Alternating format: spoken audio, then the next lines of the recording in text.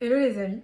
Alors aujourd'hui au travail, on a eu une conférence sur le harcèlement sexuel au travail.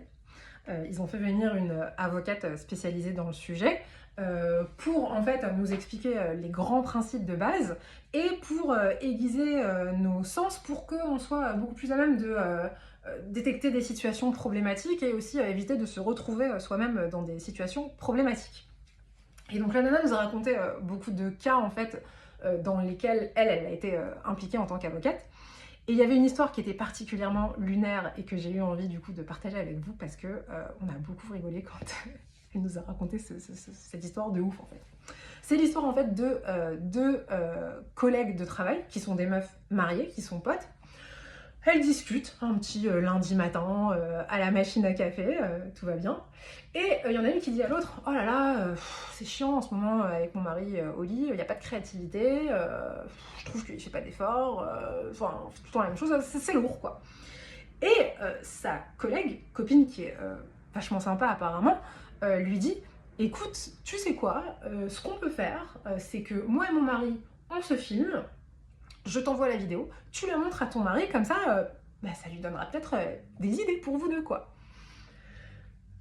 Et en fait, quand la meuf nous a raconté ça, on était là, genre, non mais attends, qui a ce genre de conversation, en fait, avec ses collègues au travail et même dans l'absolu, qui a ce genre de conversation avec une copine, quoi. Pas besoin d'être collègue, enfin, la conversation en soi est juste lunaire. Et en vrai, même, tu manques d'inspiration, mais vas-y, il y a plein de sites de porno où tu peux regarder plein de trucs si t'as envie, quoi. Pourquoi tu vas mater ta collègue de bureau avec son mari? En fait, je pense qu'elle avait soit un très très fort instinct exhibitionniste, celle qui a proposé, et celle qui a accepté, elle a pas dû accepter parce qu'elle était juste refusée. Genre, enfin bref, on a halluciné quand elle nous a raconté ça, la meuf, et attendez, donc l'histoire n'est pas finie.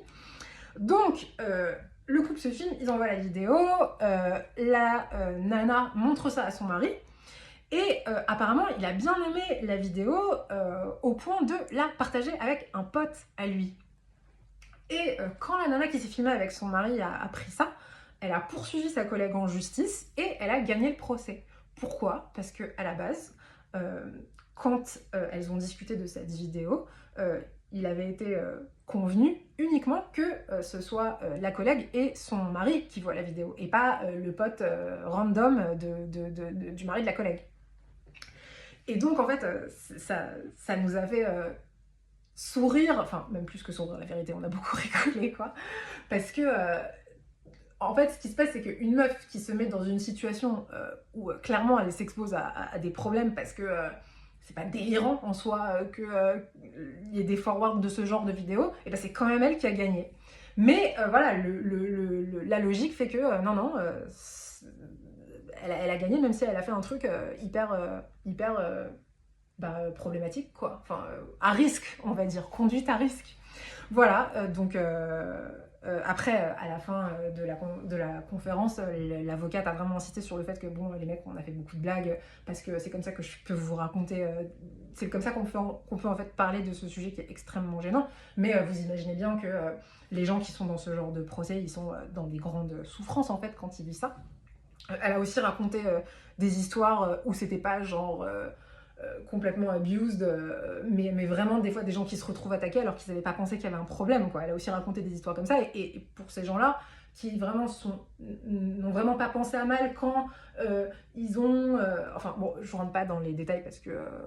tanné, mais voilà, donc elle a dit grande souffrance, on a déconné, mais grande souffrance, gardez ça en tête, quoi. Voilà, sur ce, je vous dis bonne nuit et bonne nuit.